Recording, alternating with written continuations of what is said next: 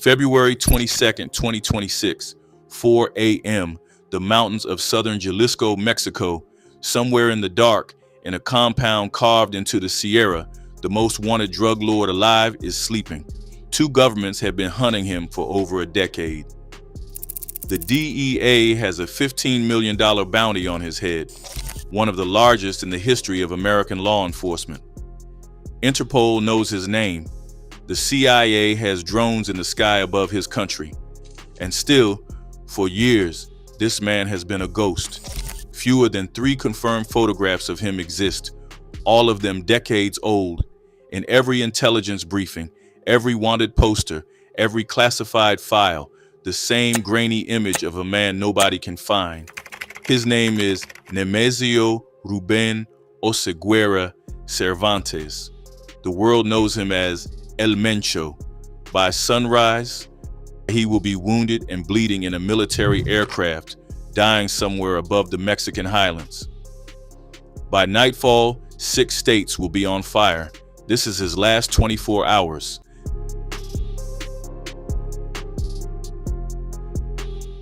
(1966), a village buried deep in the mountains of Michoacan, Mexico. No electricity, no paved roads. A place so remote, most maps don't bother naming it. That's where Nemesio Ruben Oseguera Cervantes was born on the 17th of July. He never made it past the 5th grade. By the time other kids were learning to read, he was in the fields, picking avocados under the Michoacan sun, one of 6 brothers in a family that had nothing. This was Tierra Caliente, the hot land, a region where the 2 things that grow best are avocados and organized crime. He left before he was 20, crossed the border illegally into California. No papers, no plan, just hunger. 1986, San Francisco. A teenager gets picked up by police. Stolen property, a loaded firearm. The booking photo shows a kid who looks barely old enough to shave. Not a kingpin, not a threat, just another undocumented migrant caught in the wrong place. They deported him. He came back. 1989, arrested again, narcotics this time. Deported again. He came back again. By September of 1992, he was 26 years old and moving low-level heroin in the Bay Area with his older brother Abraham. One night, the 2 brothers walked into the Imperial Bar on San Francisco's rough edge of the Tenderloin to close a deal. 5 ounces of heroin, $9,500. The buyers paid in clean bills, too clean, too neat, stacked perfectly the way real street money never is. Nemesio noticed. He told Abraham, "These men are cops. Walk away." He was right. It was already too late. 3 weeks later, federal agents arrested both brothers on drug trafficking charges. In court, Nemesio made the choice that would define everything that followed. Abraham already carried 2 felony convictions. A third would likely mean life. So Nemesio pleaded guilty, took the weight, protected his brother. He told the court by all accounts to give him the minimum. She gave him 5 years.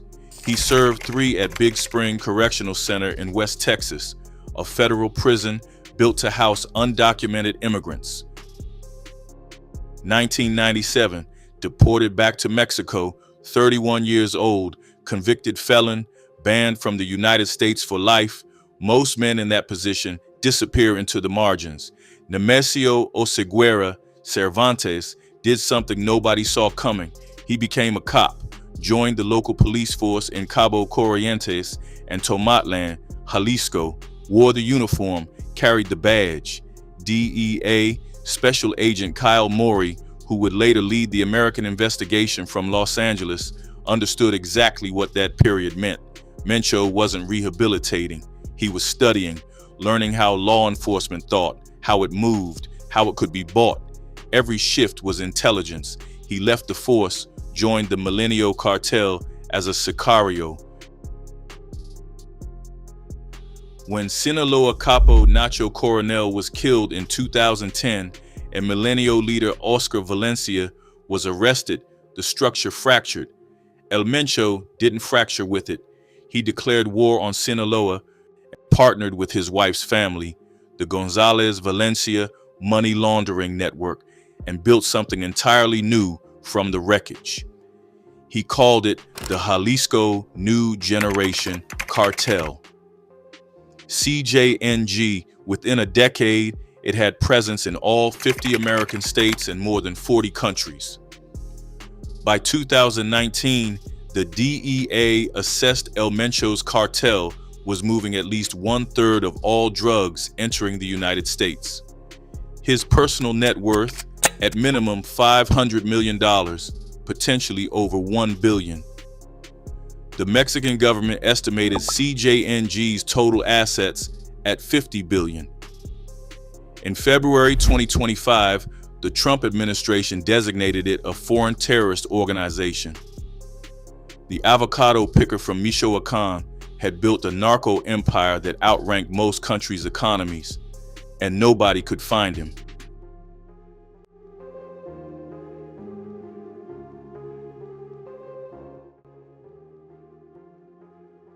El Chapo wanted to be a legend. He gave interviews to Sean Penn in the jungle. He had corridos written about him. He wore his name like a crown. El Mencho wanted to be invisible. No interviews, no photographs, no public appearances. In over a decade as the most wanted man in the Western Hemisphere, fewer than 3 confirmed images of him exist, all of them old, all of them grainy.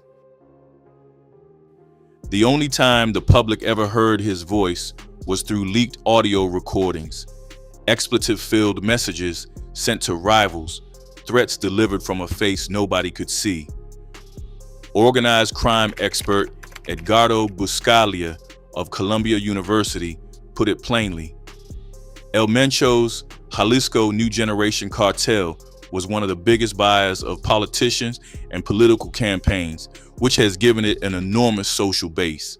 Power without visibility, that was the strategy. He moved constantly through the Sierras of Jalisco, Michoacan, Colima, and Nayarit, never sleeping in the same location for long. Around him, 2 rings of security, an inner circle of former military mercenaries, an outer ring of lookouts spread across the mountain roads, watching for anything that moved. For years, it worked. Then came the violence that made hiding harder. May 2015, Mexican Army forces launched a military operation in Jalisco. El Mencho's men responded by firing a rocket-propelled grenade at an Army helicopter, blowing it out of the sky. He bought himself time to disappear into the Sierra. In a single 6-week stretch that same year, CJNG killed 24 police officers across western Mexico, not as a battle, as a message. 5 years later, he sent a bigger one. June 26, 2020, 7 a.m. Mexico City. On Reforma Avenue, one of the most famous boulevards in Latin America, a convoy of CJNG gunmen ambushed Mexico City Police Chief Omar Garcia Harfuch. Grenades, high-powered rifles. Harfuch took 3 bullets. 2 bodyguards and a civilian bystander were killed. He survived. From his hospital bed, still bloodied, Harfuch posted on Twitter and named CJNG directly. He recovered. He didn't forget. By 2026, Omar Garcia Harfuch was Mexico's Secretary of Security. The man El Mencho tried to kill was now the man coordinating the operation to kill him. When news broke that El Mencho was dead, Harfuch posted a single line on X, "Our recognition to the Mexican Army and Air Force." No speech, no triumph, just 4 words, 6 years of waiting compressed into 1 sentence. While El Mencho was making enemies, his body was betraying him. As early as 2019, Mexican intelligence had confirmed he was suffering from serious kidney failure.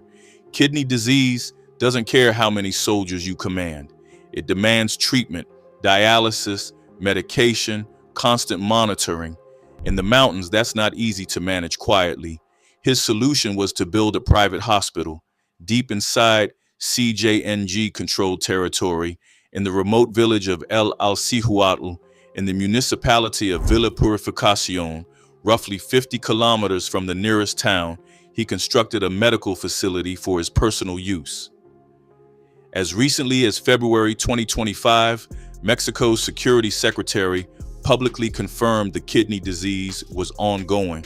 Here is the question that investigators would have been asking. Kidney treatment creates a schedule. A schedule creates patterns. Patterns can be tracked. Whether that is how they ultimately found him has never been officially confirmed, but it is the thread that intelligence agencies were pulling. By 2022, Insight Crime reported he hadn't been seen in years. Splinter factions were claiming he was already dead. The cartel was fracturing at the edges. And then, in the 15 months before his death, his family disappeared, one by one. November 2024, his son-in-law, El Gaucho, arrested in Riverside, California, a man El MENCHO had personally helped fake his own death to protect. February 27, 2025, his brother Antonio, known as El Tony Montana, extradited to the United States. One day later, February 28, his brother Abraham, Don Rodo, was recaptured by the Mexican army. The same Abraham he had gone to federal prison to protect in 1992. March 2025, his son El Menchito, sentenced to life plus 30 years in U.S. federal court, ordered to forfeit over $6 billion. February 2025, his wife Rosalinda, released from Mexican prison and immediately placed under surveillance every person who knew his location, every person who held his money, every person who could find him in the mountains, arrested, extradited, or watched. By February 2026, he was the last one standing, and he was sick, and he was alone.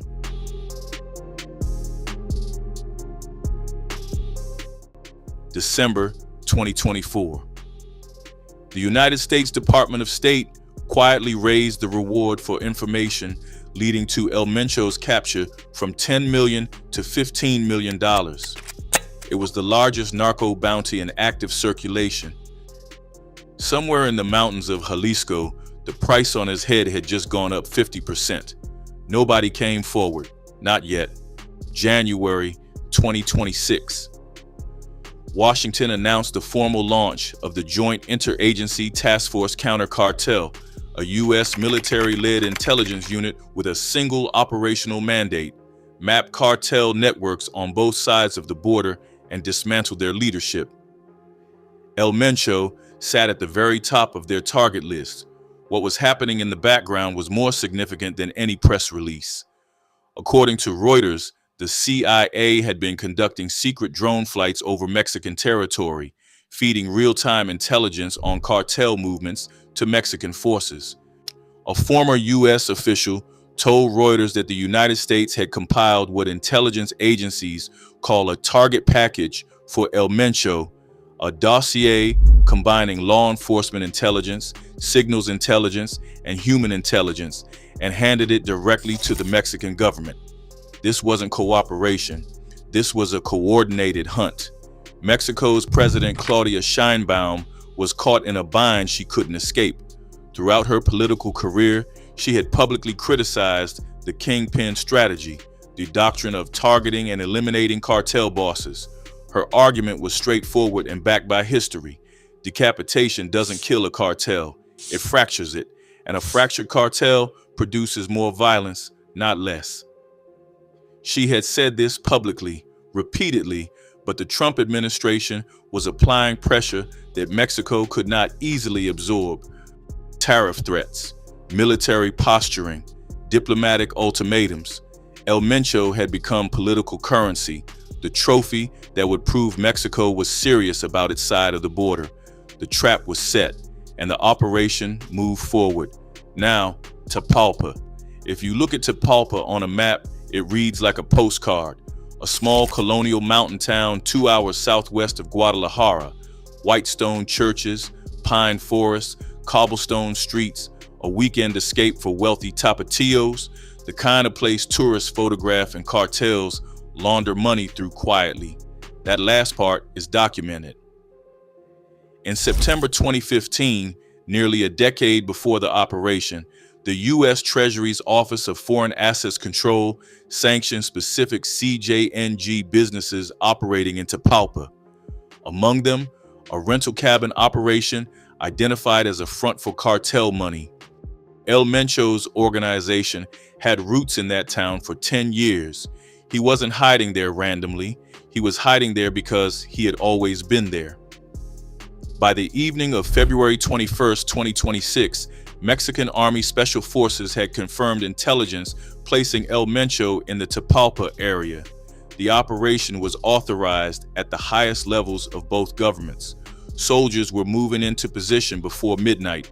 Here is what we don't know and what may never be confirmed. We don't know how they found him. Was it a human informant? Someone who decided $15 million was worth more than loyalty to a dying boss? Was it signals intelligence, a phone, a radio, a pattern of communications that broke his cover? Was it the medical treatment? Dialysis doesn't happen in the dark.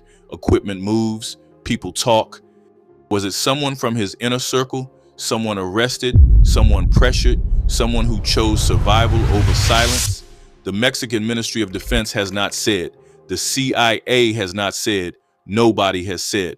What we know is this: the objective, on the record, from the official statement of Mexico's Ministry of Defense, was to capture him alive. They planned to take him breathing. That is not what happened.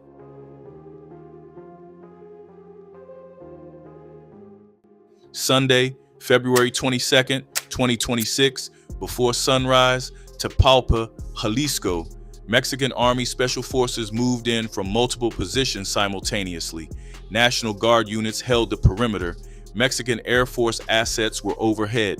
Intelligence personnel from the Attorney General's office were embedded in the operation. This was not a raid improvised in the field. This was months of preparation, converging on a single point in the dark. The moment troops breached the compound, CJNG fighters opened fire. What followed was a sustained firefight in the Sierra. 4 CJNG operatives were killed at the scene. 2 were arrested. 3 others were gravely wounded. Among them, the man the operation had been built to find. When the shooting stopped, soldiers moved through the compound. Armored vehicles, rocket launchers capable of bringing down aircraft, heavy arms stockpiled in the mountains like a small army's arsenal. And in the wreckage of the firefight, wounded and in custody, Nemesio Ruben Oseguera Cervantes, El Mencho, finally in the hands of the Mexican state. 3 members of the Mexican armed forces were wounded in the exchange. Standard protocol for a capture of this magnitude meant one thing: transfer immediately to Mexico City. A military aircraft was prepared. El Mencho, wounded, bleeding, was loaded aboard. The plan was federal custody, interrogation, the full weight of the Mexican justice system. He never arrived. Somewhere above the mountains of Jalisco, en route to the capital, Nemesio Oseguera Cervantes died from his wounds. The man who had spent over a decade evading every government on earth died in the air, in the custody of the army he had spent years humiliating. The man who shot down a military helicopter with a rocket-propelled grenade to escape the Mexican army in 2015 was transported by the Mexican army's own aircraft. He didn't make it off the plane. In Mexico City, Omar Garcia Harfoot, the man CJNG had shot 3 times on Reforma Avenue in 2020, opened his phone and posted 4 words on X: "Our recognition to the Mexican Army and Air Force." No speech, no press conference, no photograph, just 4 words from the man who had waited 6 years for this day. Then, Mexico started burning. Within hours, CJNG unleashed coordinated violence across 6 states. 21 highway blockades ignited across Jalisco alone by 3 in the afternoon.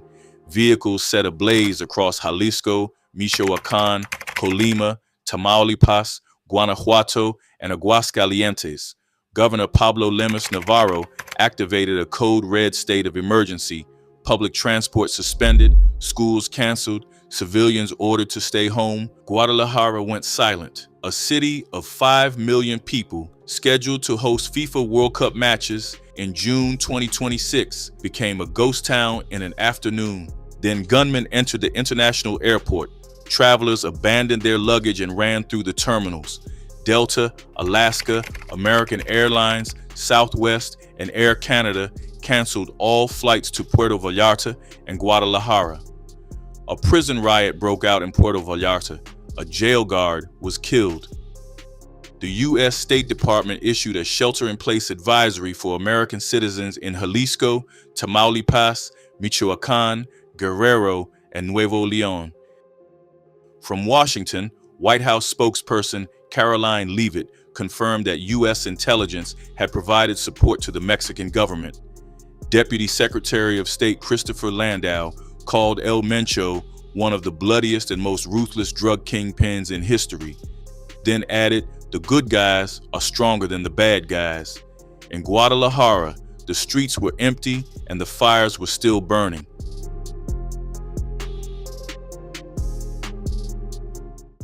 Claudia Sheinbaum had been saying it for years. The kingpin strategy doesn't work. Cutting off the head of a cartel doesn't kill the body. It multiplies it. You remove one leader, and 3 more emerge from the wreckage, each more ruthless than the last, each fighting to claim the territory left behind. She said it before she took office. She said it after. She built her security philosophy around the idea that chasing individual names was theater, not policy. On February 22nd, 2026, under sustained pressure from the Trump administration to produce visible results on drug trafficking, President Claudia Sheinbaum authorized the operation that produced the biggest kingpin kill in the history of the Western Hemisphere. Her public statement that day was careful. She applauded the military. She called for calm. She emphasized that the rest of the country was functioning normally. She did not call it an assassination. The official position was precise. It was a capture operation that turned fatal, a legal, procedural distinction that mattered enormously to her government. By midnight, every news channel in the world was broadcasting footage of burning highways, empty airport terminals, and a ghost city that was supposed to host the FIFA World Cup in 4 months. The president who said killing cartel leaders was wrong had just overseen the killing of the biggest cartel leader alive. And she was watching her own warning come true in real time on every screen in the country before the night was over. The question that follows is the one nobody can answer yet. What happens to CJNG? Analysts broadly agree on one thing: it survives. El Mencho built a deliberately decentralized structure, regional cells operating with significant autonomy, designed specifically so that no single arrest or death could collapse the whole. The organization is too embedded, too diversified, too global to simply stop existing because its founder is dead. Vonda Felbaugh Brown of the Brookings Institution put it plainly. Apart from the heads of the Sinaloa cartel, El Mencho has been the biggest prize for many, many years. A tremendous amount of violence is going to happen. One name has surfaced in intelligence reports as a potential successor: Abraham Jesus Ambriz Cano, known as El Yogurt. 29 years old, a Michoacan operator who commands a CJNG Special Forces cell linked directly to El Mencho's personal protection unit. He survived a major Mexican Navy raid in 2025 and has allegedly incorporated former Colombian and Guatemalan military personnel into his operation. This is not officially confirmed. It is the name being spoken quietly in the places where these things are discussed. The historical parallel is one your viewers already know. When Joaquin El Chapo Guzman was captured, the Sinaloa cartel did not collapse. It fractured. Factions turned on each other. Violence surged into the vacuum. The removal of the man created a war over what the man had controlled. CJNG, with operations across 40 countries and 50 American states, has considerably more vacuum to fight over, which brings it back to the beginning, to a bar in San Francisco, 1992, a 26-year-old man standing in front of a federal judge, choosing to absorb a prison sentence to protect his older brother Abraham, choosing loyalty over freedom, walking into Big Spring Correctional Center in West Texas so that one person he loved would not spend his life behind bars.